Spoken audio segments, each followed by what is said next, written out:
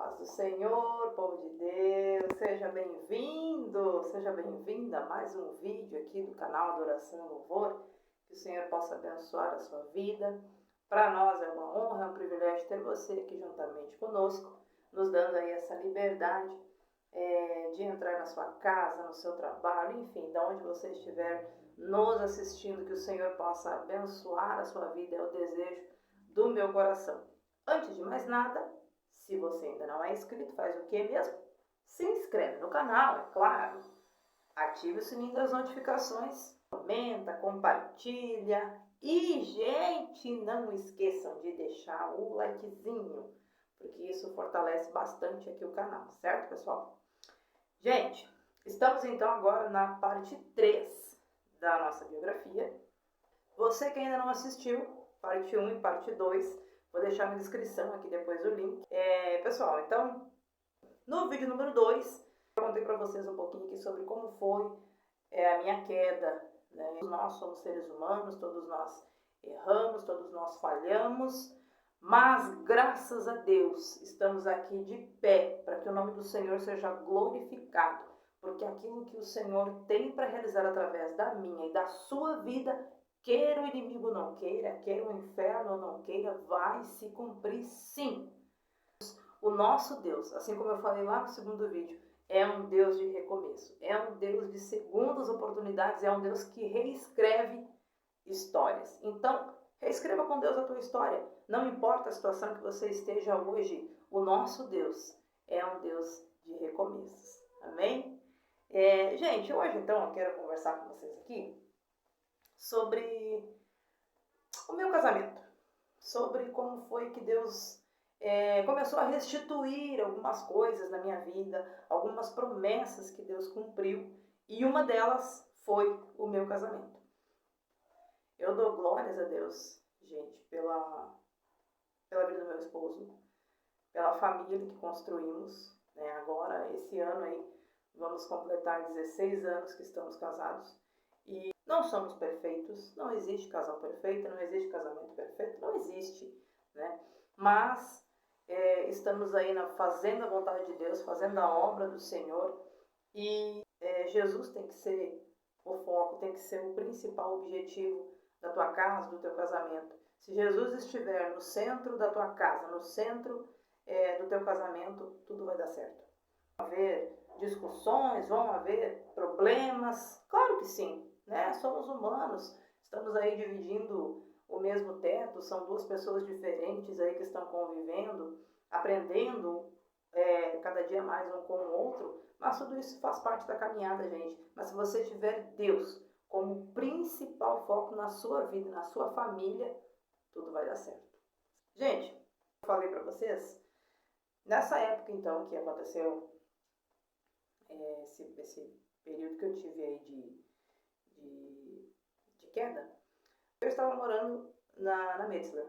Nós nos mudamos para Paulista, né? Então começamos a congregar ali, tentando novamente, tentando começar do zero, arrependido dos meus pecados, das minhas falhas. E, gente, não estamos livres de errar. Nós somos seres humanos. Todos nós estamos propensos ao erro. Agora, o importante é você reconhecer que você errou, pedir a misericórdia de Deus e abandonar o seu pecado. E aí, a misericórdia de Deus ela vem sobre você. E eu comecei, então, a frequentar os cultos ali. Praticamente todo culto, gente, que eu ia, Deus sempre falava. Deus sempre usava um pregador, Deus usava alguém no louvor, Deus usava um profeta para falar, que as promessas de Deus estavam de pé, que Deus iria cumprir todas elas, que tudo que Deus havia prometido para mim iria se cumprir, que Deus iria restituir tudo aquilo que o diabo havia, por um tempo, me tirado. Eu sabia que muitas coisas, muitas maldições na minha vida que foram lançadas, seriam quebradas a partir do momento que o Senhor me desse a minha família, me desse o meu esposo, me desse a minha casa. E para que isso fosse quebrado, eu precisava dar um basta naquilo que o diabo havia projetado para mim, naquilo que o inimigo havia escrito. E eu lembro que eu conheci o meu esposo a primeira vez que eu vi ele, acho que eu devia ter uns 15, 16 anos, eu acho. Nem sei se eu tinha isso, talvez um pouco menos. Só que eu era meio pateta naquela época, né, gente? E eu não percebia, assim, que ele ia lá visitar a congregação porque eu tava lá. Depois, assim, conforme a gente foi se conhecendo, ele foi me falando isso. Mas na época eu não tinha a menor noção de que ele ia lá porque eu tava lá, né? E quando eu fui congregar na Paulista, quando eu me mudei pra lá, com quem eu dou de cara? Com o irmão Márcio. Lá tava o abençoado do varão. E aí, gente, já tava lá, acho que com uns 20 anos, talvez. 20, 21 anos, por aí. Aí o Tico e o Teco estavam funcionando um pouquinho melhor. E aí eles começaram a se conectar na minha cabeça e eu comecei a prestar mais atenção no varão, né? E nessa época, gente, eu já tinha o meu filho, o meu primogênito. Na época ele tinha 1 ano e meio, 2 anos, por aí. Então essa era uma preocupação que eu tinha. Porque agora eu não era mais sozinha. Agora eu tinha um filho. E eu não precisava somente de um marido, eu precisava de alguém também que assumisse meu filho, que fosse um pai para o meu filho, porque eu havia determinado. Você lembra que eu disse que muitas maldições da minha vida que foram lançadas, eu sabia que só seriam quebradas se eu constituísse a minha família? Então eu havia determinado para a minha vida que o meu filho não iria crescer sem um pai, assim como eu havia crescido. E eu comecei a orar para que Deus me desse um casamento, para que Deus me desse uma pessoa, para que viesse cuidar de mim, para que viesse cuidar do meu filho, enfim. E foram uns 3 anos, gente. Uns 3 anos que eu fiquei em oração. Nesse meio tempo eu tive 2 namorados, vou contar para vocês aqui um pouquinho de como foi cada relacionamento aqui, antes de finalmente, né, eu casar com o meu esposo hoje.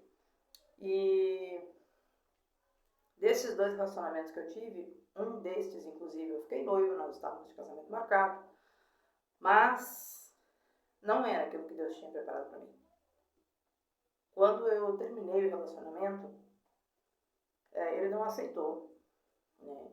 E aí, gente, foi uma etapa da minha vida muito complicada mesmo, porque ele se tornou uma pessoa possessiva, totalmente obcecada.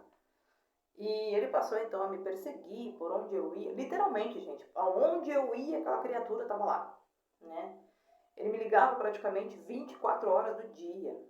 E quando eu mudei de número de telefone, que não foi nem uma nem 2 vezes, mas ele sempre acabava descobrindo meu número, ele ligava para os meus parentes, ele ligava para os meus amigos, enfim. Ele não me deixava em paz. Gente, chegou ao ponto, assim, dele dormir no portão da minha casa, para que ele pudesse saber com exatidão o momento que eu ia sair de casa.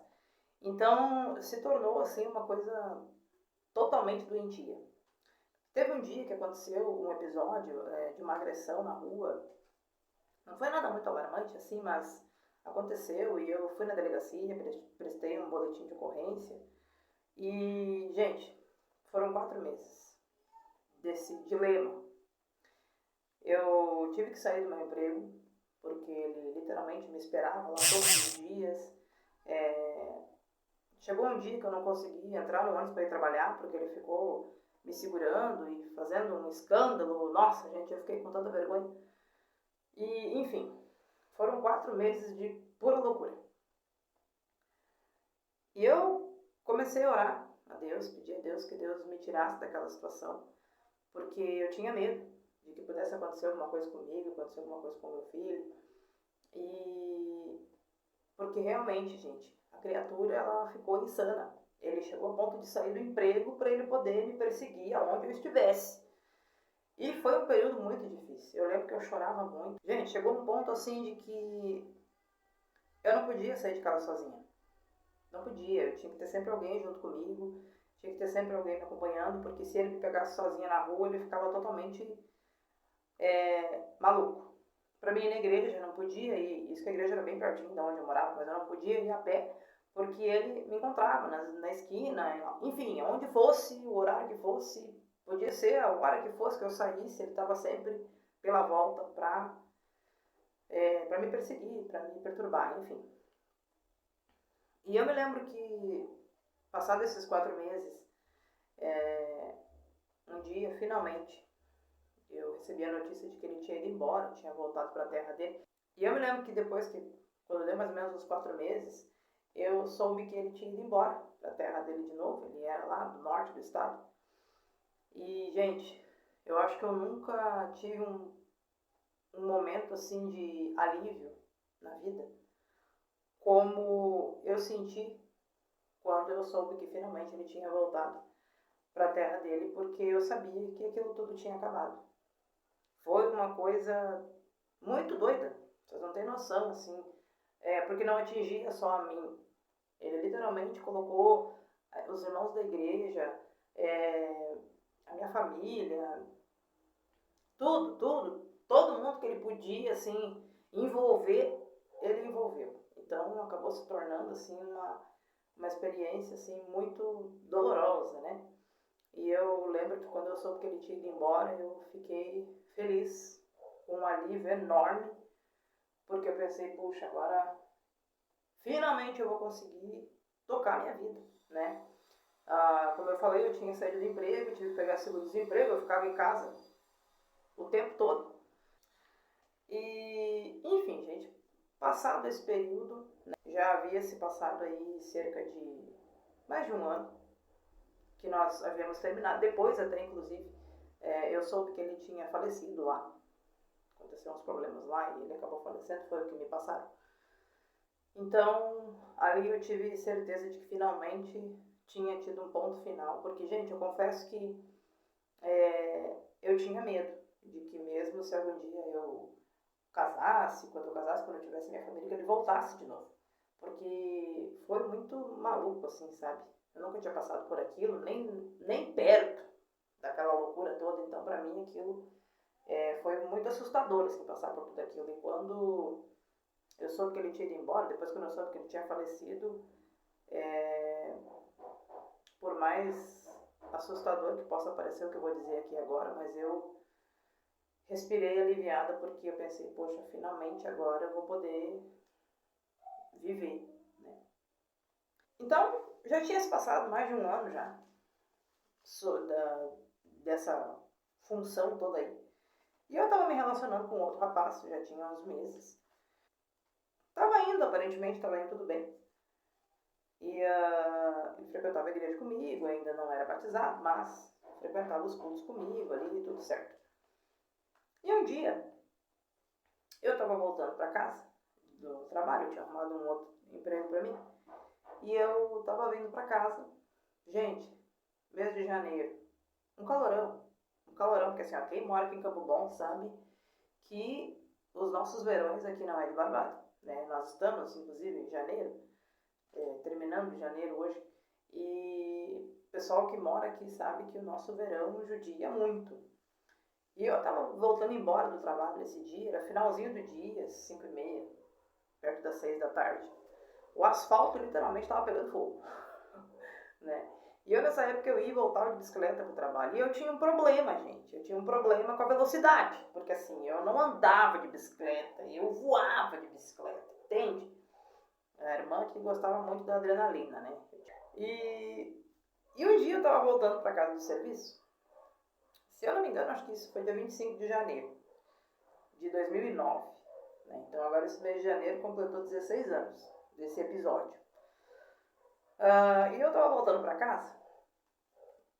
E eu tava descendo uma lomba, gente, bem pertinho da minha casa. Eu tava a menos de 5 minutos de casa. Nem isso, acho que 2, 3 minutinhos eu já ia chegar em casa. E quando eu tava descendo essa lomba, me dei por mim. Apareceu uma moto e a moto me atropela. Eu acredito que acho que na hora que eu me choquei com a moto, eu devo ter desmaiado ou apagado, porque eu não lembro, na verdade. Não lembro de ter sentido dor, não lembro como foi. Eu lembro de ter visto a moto e depois eu lembro que estava no chão. E eu agradeço a Deus, né? Porque poderia ter sido muito pior. Eu poderia ter me quebrado, poderia ter morrido, porque eu estava rápido. E embora o motoqueiro não tivesse assim lá tão rápido, mas eram 2 descidas, né? Eu vinha descendo uma lomba e ele vinha descendo a outra. Então bem na esquina nós nos chocamos. E aí ligaram pra ambulância, eu fui pro hospital, tudo, enfim. E eu me lembro que isso era uma terça-feira e tinha culto na congregação nesse dia. Como eu disse pra vocês então, eu tava nessa época namorando já um outro rapaz. E eu me lembro que a minha amiga que trabalhava comigo, ela ligou pra ele, ligou pra família dele, avisou o que tinha acontecido, que eu tava no hospital, coisa e tal, que eu tinha me acidentado, que era pra ele ir pra lá, aquela coisa toda. E, gente, pensa. A criatura não apareceu lá nem pra saber se eu tinha morrido, né? Inacreditável. Hoje eu dou risada, né? Mas na época não foi engraçado. E ele não apareceu. E eu me lembro que eu tava lá, tava meia grog lá, acho que me deram remédio, sei lá o que fizeram comigo, que eu tava meia boba assim. E eu tava lá deitada lá naquela observação. E eu acho que devia ser por volta assim de umas 11, 11 e meia. Eu sei que era bem tarde da noite assim. E eu tinha sofrido muitas escoriações, né? Os meus joelhos literalmente saiu as tampas assim dos joelhos, foram, olha, porque literalmente eu caí no asfalto fervendo, né? E a primeira coisa que a gente leva quando cai ou é a mão, ou é o joelho, ou é a cabeça, né? E graças a Deus, vamos dizer assim, que no meu caso foi o joelho, né? Porque talvez se tivesse caído de cabeça ou algo do tipo, poderia ter sido bem pior. E eu fiquei ali, imobilizada, as minhas duas pernas, e eu fiquei ali, tava ali deitada ali. E eu me lembro que era esse horário, umas 11 e pouco, mais ou menos da noite. E daqui a pouco eu sinto assim alguém pegando na minha mão. Eu abri os olhos e quem é que estava lá, gente? Era o irmão Márcio. Pois é, o irmão Márcio estava lá. E eu sempre brinco com ele quando eu falo com ele sobre isso, porque eu sempre digo para ele que eu acho que eu podia esperar o presidente lá, naquele quarto, o prefeito, qualquer pessoa, menos ele. Por quê? Porque no período que eu estava morando ali, isso já fazia quase uns 3 anos, já que eu estava morando ali na Paulista, que a gente se conhecia, congregava junto, a gente saía junto, a gente havia se conhecido melhor, e eu acabei me apegando a ele, comecei a gostar dele, né? Só que ele sempre deixou bem claro, assim, pra mim, gente, que ele não gostava, assim, de sair comigo e tudo, mas que ele não tinha sentimentos, assim, pra casamento, né? Enfim, depois eu vou explicar melhor essa parte aí. Mas deixa eu voltar aqui pro acidente. E eu tava lá, né? E eu me lembro que, pelo fato dele ter me dito, nenhuma nem duas vezes, mas várias vezes, ele sempre disse que ele me achava muito divertido, que ele gostava de sair comigo, aquela coisa toda, mas que ele não tinha sentimentos pra casar comigo, então eu pensei, poxa, tem que achar alguém que me ame então, né? Já que ele não ama, vou ter que achar alguém que me ame. E foi então que eu comecei então a procurar, conhecer outras pessoas, e aí que aconteceu esse caso desses dois relacionamentos que eu tive. E, gente, e como eu disse pra vocês, eu tava namorando esse rapaz lá nesse episódio do acidente. E quando eu vi o Márcio lá naquele dia, eu levei um susto. Porque eu pensei, o que ele tá fazendo aqui? Pensei, me lembro que a primeira pergunta que eu fiz quando eu abri os olhos, eu disse, o que ele tá fazendo aqui? E ele disse pra mim, eu vim aqui ver como é que você tava, porque eu tava lá no culto, e pediram oração por ti, falaram que tu tinha acidentado, e eu precisava vir aqui te ver. Então, eu me descampei lá na Paulista de bicicleta, e ele chegou lá e meteu um desdobro lá no guarda. E o guarda deixou ele entrar por 5 minutos. 5 minutos que viraram 40, né? Que o guarda teve que ir lá depois buscar ele porque ele não tinha ido embora. E enquanto ele estava ali, conversando comigo, perguntando como eu estava, eu comecei a perceber uma coisa. E eu quero aqui agora abrir um parênteses. Talvez você jovem, você moça, você rapaz que tenha o sonho de construir a sua família, talvez você esteja conhecendo alguém, talvez você esteja namorando uma pessoa, e eu quero te dizer uma coisa, fique atento aos sinais que essa pessoa te der. Observe o rapaz, por exemplo, como ele se comporta em casa, como ele trata o pai e a mãe, ele respeita, ele obedece, ele trata a mãe com carinho, ele trata o pai com obediência, a moça da mesma forma, como ela se comporta com o pai, ela respeita, ela obedece, a mãe, ela ajuda em casa. Por que eu digo isso? Porque se essa jovem, se esse rapaz honra pai e mãe, pode ter certeza que ele dará um excelente esposo ou uma excelente esposa. Porque a Bíblia diz que nós devemos honrar o nosso pai e a nossa mãe. Então, se o teu primeiro laço sanguíneo você não consegue obedecer, não consegue honrar, como você vai honrar e amar alguém que está entrando na sua vida agora? E ali eu comecei a perceber essas coisas, né? Porque eu pensei, poxa, mas se no namoro ele já está fazendo isso, nós já estávamos aí, acho que há quase 6 meses, eu acho, namorando, eu não me lembro bem, certo? Eu comecei a perceber aquilo ali, sabe? E eu pensei, poxa, mas o fulano lá não apareceu aqui, e o outro veio desazado lá da Paulista a essa hora da noite aqui, me ver, se preocupado comigo, sabendo como é que eu tava. E por que eu digo isso, gente? Por que eu digo para você fica atento aos sinais, preste atenção, porque o namoro, na verdade, ele serve para isso, para você conhecer um pouco da pessoa, né? Na verdade, conhecer mesmo, a gente conhece depois, quando vai morar junto, né? Mas o namoro serve para isso, para um conhecer o outro, um saber as manias do outro, o que gosta, o que não gosta, né? Hoje em dia, o que vemos são pessoas, relacionamentos, casamentos, terminando, relacionamentos frustrados, pessoas magoadas, pessoas mal resolvidas na área sentimental. Por quê?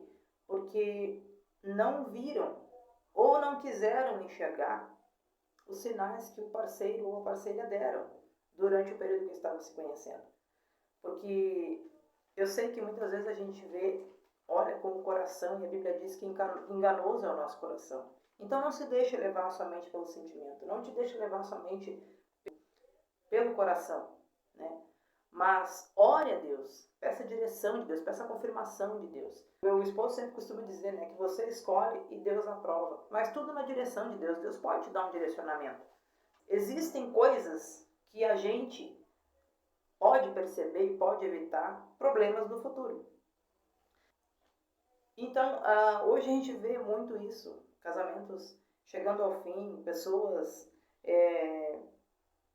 separando, pessoas se divorciando, casamentos que não dão certo. O mundo hoje em dia vive essa filosofia. Ah, não deu certo, separa, que vem o próximo. Ah, se aqui já não fechou como eu queria, tchau, a fila anda. O mundo hoje em dia tem essa filosofia. As pessoas fazem com que você acredite nisso. Casou, não deu certo, tudo bem, que vem o próximo. Gente, para Deus não existe impossível. Mas, em relação a relacionamentos, gente, Deus pode sim. Deus pode mudar, Deus pode reverter a situação. Talvez hoje você esteja enfrentando algum dilema no seu casamento, com o seu parceiro, com a sua parceira. E eu digo para você que tem solução sim. Não desista. Se você ama o seu esposo, se você ama a sua esposa, se você estiver disposto a pagar um preço de oração, de busca, de mudança, mudar o que precisa ser mudado, enfim, se você estiver disposto, eu tenho certeza que Deus vai fazer, Deus vai mudar a história, Deus vai virar o cativeiro. Porque Lucas 1,37 diz, porque para Deus todas as coisas são possíveis. Todas, quando é todas mesmo, não existe uma exceção. Não deixe que as pessoas preguem na sua mente aquela filosofia, mas não está dando certo, separa, desiste. Não, se existe amor, se existe ainda um fiozinho que seja de amor ainda, de sentimento, lute pela sua esposa, lute pelo seu casamento, lute pela sua família, porque Deus constituiu a família e Deus é a favor desse negócio, gente. Não vamos cair hoje em dia aí na conversa do mundo, porque é isso que o inimigo quer. Porque o inimigo sabe que destruindo as famílias, nós teremos uma sociedade desestabilizada, como vemos hoje em dia. Por quê? Porque vemos muitas famílias que não estão estruturadas. E sofrem, e separam, e muitas vezes tem filhos no meio, e os filhos acabam sofrendo. Então, gente, o meu conselho, que dá para dizer essa palavra conselho, né? Não desista do seu casamento. Ore a Deus, busque a Deus, que para tudo existe uma saída. Se você estiver disposto a lutar, certo? Mas voltando aqui para minha história, lembra que eu falei que eu tinha me acidentado numa terça-feira, né? E, gente, passou terça, quarta, quinta, sexta, sábado. E no domingo, né, quase uma semana depois, o meu suposto namorado resolveu aparecer, né? Tirando onda com a maior cara de pau, se arriando em mim. Chegou lá fazendo piadinha e, gente, eu não pensei duas vezes. Eu não deixei nem ele entrar pra dentro de casa. Ele entrou na porta, assim, que ele foi entrar dentro de casa. Eu disse, não precisa nem entrar. Pode voltar pra tua casa. Eu disse, a partir de hoje não temos mais nada juntos, porque não é isso que eu quero pra minha vida. Você entende os sinais que ele já estava apresentando pra mim enquanto ainda estávamos nos conhecendo. Eu fiquei pensando, poxa, se ele já tá fazendo isso pra mim no namoro, como é que vai ser quando a gente casar, né? Ali eu comecei a perceber que Deus estava me levando para outro caminho, que não era o que eu achava que era. E ali, gente, eu tava... Quando ele chegou, eu não pensei duas vezes. E eu dei um fim no relacionamento e ele aceitou, não questionou, né? Falou ali umas coisas ali. Mas, enfim, foi embora e depois daquilo a gente não teve mais nenhum contato. Seguiu a vida dele, eu segui a minha. E isso foi num domingo, né? Quando foi na segunda-feira, para ser exata, no dia 2 de fevereiro, meu esposo chegou na minha casa, nesse dia de tarde, gente, 3 horas da tarde, o sol rachando na terra, um calorão. E eu lembro que estava só eu em casa, porque minha mãe tinha ido no círculo de oração, e eu estava deitada, estava com as duas pernas imobilizadas praticamente, não caminhava direito. E eu me lembro que ele chegou lá em casa, bateu na porta, e eu fui lá atender. E quando eu vi, era o abençoado. E eu disse, criatura, o que você faz nesse calor? E ele disse, eu vim aqui porque eu preciso conversar com você, um assunto que não pode esperar. E eu disse, então entra e senta, né? Mas, gente, eu digo assim pra vocês, ó, nem nos meus melhores sonhos eu imaginava qual que seria o assunto que ele tinha pra falar. E aí ele sentou numa cadeira, eu sentei na outra, assim, e ele começou a conversar. E aí ele disse assim, não, eu vim aqui, ele disse, porque eu preciso te confessar uma coisa. Quando aconteceu o acidente contigo, eu achei que eu ia morrer. O meu medo, ele disse, era de que eu nunca mais fosse te ver de novo. E aí, gente, ele conversou comigo ali e ele fez um pedido de casamento nada comum, porque ele disse pra mim assim, pegou na minha mão e disse, eu vim aqui, disse, porque eu preciso saber se tu tá disposta a dividir um aluguel comigo. Gente, pelo amor de Deus, olha se isso é convite de namoro, é convite de casamento. Você perguntar se a pessoa está disposta a dividir um aluguel com você. Mas eu acho que ele estava tão nervoso que eu acho que o que ele achou para falar naquele momento foi isso, né? E, gente, quando aconteceu esse pedido, né, bem diferente, mas onde eu quero chegar com isso? Ali, o Senhor estava cumprindo a primeira promessa na minha vida, depois de todo aquele temporal que eu havia passado. Ali o Senhor estava começando a colocar as coisas no seu devido lugar. Eu me lembro que eu estava no culto, acho que foi logo que a gente se mudou ali para Paulista, e tinha um pregador. E esse pregador olhou para mim, eu estava sentado bem atrás, assim, nos bancos de trás da igreja. E o Márcio nesse dia estava no culto. Isso foi bem antes da gente começar a se conhecer assim melhor, né? Esse pregador então pegou e disse assim pra mim, aquela irmã lá se coloca de pé e passa aqui na frente. E eu cheguei lá na frente e ele disse assim pra mim, Deus me mostra, irmão, no teu coração uma ferida. E essa ferida ela está aberta. E essa ferida ela sangra ainda. E Deus manda dizer pra você que tudo aquilo que o inimigo tentou roubar de você, tudo aquilo que o inimigo tirou de ti, o Senhor vai restituir. E aquilo que você tem pedido, e nessa época eu vinha orando já, né, para que Deus me desse um casamento, que Deus me desse uma pessoa. E aquilo que você tem pedido, Deus vai te dar. E Deus não diz assim para você, minha querida, Deus vai mudar o coração de um homem. Quando ele falou isso, eu me lembro que o Márcio nesse dia estava cantando no grupo da igreja. E que ele participava, e ele estava sentado bem atrás do pregador. E quando o pregador disse isso, Deus vai mudar o coração de um homem, ele virou para trás, gente, ele apontou justamente na direção do Márcio. E quando eu olhei aquilo, eu fiquei pensando, caramba, tô vendo coisa. E eu me lembro que terminou o culto, e algumas irmãs vieram e disseram, Jaque, tu viu que Deus falou que vai mudar o coração de um homem, tu viu que o irmão apontou para o Márcio, e eu pensei, bom, então não foi só eu que vi, né? Pensei, então realmente Deus falou mesmo e apontou para ele. E, gente, os anos se passaram. E ele sempre, né, bem taxativo em dizer que não amava, que não gostava. E quando ele chegou lá em casa, nesse dia 2 de fevereiro de 2009, eu pude entender que ali Deus havia mudado realmente o coração dele. Porque agora aquele que não amava passou a amar. Aquele que não se importava passou a se importar. E ali a gente oficializou então o namoro naquele dia. E gente, Deus foi encaixando tudo assim, ó. Tudo. Uma semana depois a gente já oficializou o noivado, porque na verdade a gente não tinha muito o que esperar, porque nós já estávamos há 3 anos enrolados, vamos dizer assim, né?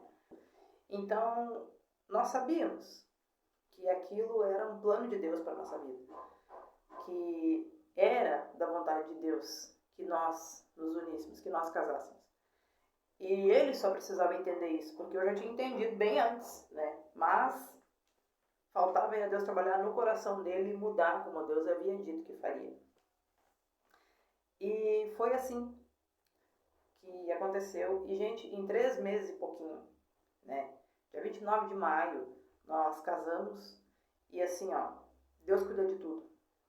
Nós ganhamos roupa para o casamento, nós ganhamos o salão, nós ganhamos a janta. Eu lembro que na época saiu R$5 por convidado. E Deus tocou nas pessoas, né? Eu tinha uma amiga na época que ela fazia unha, fazia cabelo, e elas me deram de presente de casamento a unha e o cabelo. Ganhamos, o Márcio ganhou o terno e eu ganhei aquele vestido. E ganhamos muitos presentes. Gente, foi literalmente uma bênção de Deus para nossa vida. Tudo que, como Deus permitiu que acontecesse, só posso dizer assim que foi uma bênção. Foi um presente de Deus, foi uma promessa de Deus realmente se cumprindo na minha vida. E eu quero encerrar aqui, gente, dizendo para você, assim como Deus cumpriu, está cumprindo, e eu sei que ainda vai cumprir muitas promessas na minha vida, porque assim, tudo que Deus disse que faria, Deus já fez, muitas coisas. Deus disse que me daria um casamento, e Deus deu. Deus disse que mudaria o coração de um homem, e Deus mudou. Deus disse que restituiria tudo aquilo que o inimigo tinha me roubado, e Deus restituiu. Então, eu não sei qual a promessa que o Senhor fez para a tua vida. Eu não sei o que foi que Deus prometeu. E talvez hoje você esteja frustrado, talvez você hoje esteja pensando, poxa, mas eu acho que não vai acontecer, não vai chegar esse dia, eu não vou ter os meus sonhos realizados, os sonhos que são de Deus, eu acredito que não vão acontecer, que não vão chegar. Deixa eu dizer uma coisa para você. O nosso Deus, Ele é fiel para cumprir tudo aquilo que Ele promete. Lá no livro de 2 Samuel, no capítulo 22, e no versículo 31, diz assim: o caminho de Deus é perfeito. As promessas do Senhor se cumprem, e Ele é escudo para todos os que nele se refugiam. Então, meu irmão, deixa eu dizer uma coisa para você. As promessas de Deus, elas vão sim se cumprir. Não importa o tempo que isso vá demorar, porque Deus promete, mas nós precisamos passar por um processo para alcançar essa promessa de Deus. Não é simplesmente Deus promete e amanhã já está acontecendo. Não. Tem coisas que precisam levar tempo, Deus precisa trabalhar na nossa vida, né? E talvez você esteja frustrado, talvez o inimigo esteja tentando implantar na sua mente que aquilo que Deus prometeu para você não vai se cumprir. Mas eu quero te dizer aqui, como alguém que tem propriedade para falar, porque já viu Deus cumprindo muitas promessas, muitas coisas. Aquele que prometeu é fiel para cumprir. E no tempo de Deus tudo acontece, tudo se ajeita, tudo se resolve. Você fica até abismado e impressionado com tudo o que Deus, como Deus prepara as situações, para que você chegue até a promessa, para que você chegue até o propósito que Deus tem para você. Então, eu quero encerrar aqui, eu quero orar aqui com você, depois nós vamos estar louvando Jesus, mas eu quero te convidar nesse dia que você, não sei qual é a área da sua vida que você precisa do agir de Deus, não sei qual é a situação que você precise que Deus entre com providência, mas eu quero te pedir, te dar um conselho, que se é que eu posso dizer, usar essa palavra, né? Entregue o controle total na mão do Senhor. Às vezes a gente tem o ato de entrega as coisas para Deus, mas não entrega. A gente entrega parcial. E quando a gente faz isso, Deus não pode agir, Deus não pode operar da maneira como Ele tem. Deus faz as coisas do jeito dele, não do nosso jeito. Deus é perfeito, Deus sabe de todas as coisas. Então, muitas vezes, a maneira como Deus trabalha, muitas vezes não é a forma que nós gostaríamos. Mas deixa eu dizer uma coisa para você. A maneira de Deus, como eu li ali agora, o caminho de Deus, ele é perfeito. Talvez hoje esteja doendo o processo que você esteja enfrentando. O processo da sua caminhada para você alcançar a sua promessa, nem sempre ele é fácil. Nem sempre ele é flores. Não, existem choro, existem momentos de tristeza, existem momentos de dor, de angústia, de frustração, de muitas vezes a gente pensar assim, poxa, mas eu vou abandonar isso aí porque não vai acontecer. Mas, pega essa palavra para você nesse dia. O caminho do Senhor é perfeito e as promessas dele, elas se cumprem. Leve o tempo que levar, meu querido, meu irmão. Aprenda com o processo. Aprenda que o processo vai te levar até o propósito do Senhor. Amém? Eu quero que você ore comigo aí onde você estiver nesse momento. Feche os teus olhos e ore comigo. Senhor, nesse momento, Jesus, eu levo os nossos ouvintes, Senhor, na Tua presença nesse momento. Jesus, eu não sei qual a área, Senhor, em que eles precisam receber vitória. Qual é a promessa que talvez o inimigo esteja tentando frustrar, Senhor, tentando fazer com que eles acreditem que não irá se cumprir. Mas o Senhor é o Deus fiel, o Senhor é o Deus que cumpre promessas. O Senhor é o Deus que tem os caminhos perfeitos. O Senhor é o Deus que é escudo para todos aqueles em quem te esperam e que se refugiam. Então, Senhor, eu oro nesse momento. Venha, Senhor, de encontro a essa alma, a essa vida que está me ouvindo aqui agora, neste momento, Pai. Senhor, Tu conhece o coração dele, Tu conhece o coração dela, Tu sabe, Jesus, qual é a área em que ela precisa do Teu agir, que ela precisa de vitória. Jesus, eu te peço, nessa tarde, Senhor, venha com a vitória, Senhor, venha com a provisão, venha com a resolução do problema, para que o Teu nome seja glorificado e que eles possam testificar, aleluia, que o Senhor é o Deus que cumpre promessas, aleluia. Glorificado e bendito é o Teu nome, Senhor. Nós Te damos toda a honra, toda a glória e todo o nosso louvor, porque Tu és um Deus perfeito. O Teu caminho é perfeito. Talvez não seja agradável, mas é perfeito. E nós oramos e nós decretamos, Senhor, as promessas realizadas na vida das pessoas, Jesus, que estão assistindo esse canal, Senhor. A todos aqueles que estão acompanhando este canal aqui, Jesus, nós determinamos, Senhor, no poder que é no Teu nome. 2025, anos de promessas cumpridas na vida de todos aqueles que estão no centro da Tua vontade. Jesus, essa é a minha oração nessa tarde. Eu oro, eu Te agradeço, em nome de Jesus. Amém e amém. Agora nós vamos louvar Jesus.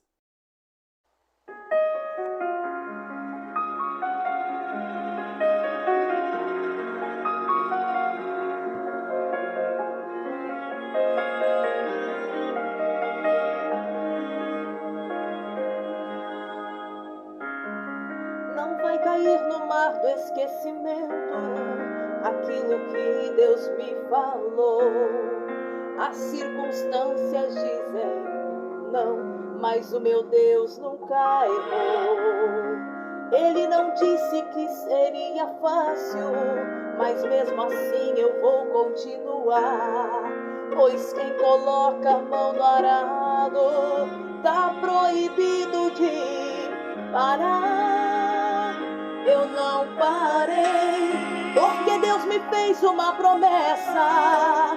Ele não se atrasa, não mente, não erra. Quem tem uma promessa não pode morrer, não pode desistir nem retroceder. Eu tenho uma promessa,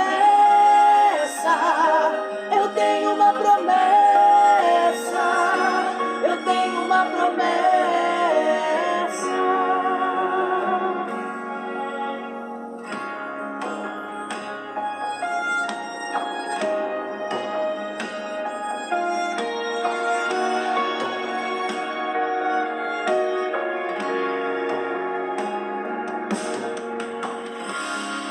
Não vai cair no mar do esquecimento aquilo que Deus me falou. As circunstâncias dizem não, mas o meu Deus nunca errou. Ele não disse que seria fácil, mas mesmo assim eu vou continuar. Pois quem coloca a mão no arado tá proibido de parar. Eu não parei, porque Deus me fez uma promessa. Ele não se atrasa, não mente, não erra. Quem tem uma promessa não pode morrer, não pode desistir nem retroceder. Eu tenho uma promessa, eu tenho uma promessa, eu tenho uma promessa.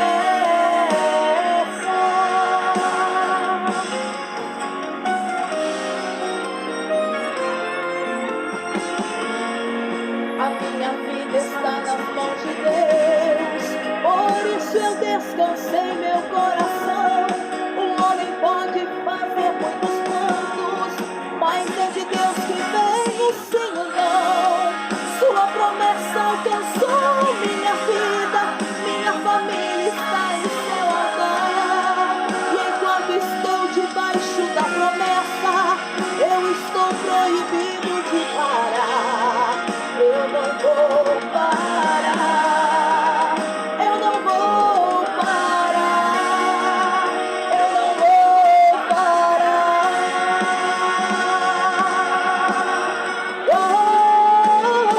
Eu não parei, porque Deus me fez uma promessa. Ele não se atrasa, não mente, não erra. Quem tem uma promessa não pode morrer, não pode desistir nem retroceder. Eu tenho uma promessa, eu tenho uma promessa, eu tenho uma promessa. Eita glória!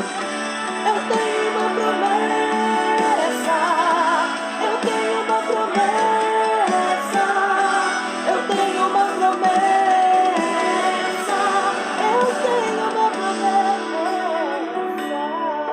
Declare isso. Eu tenho uma promessa.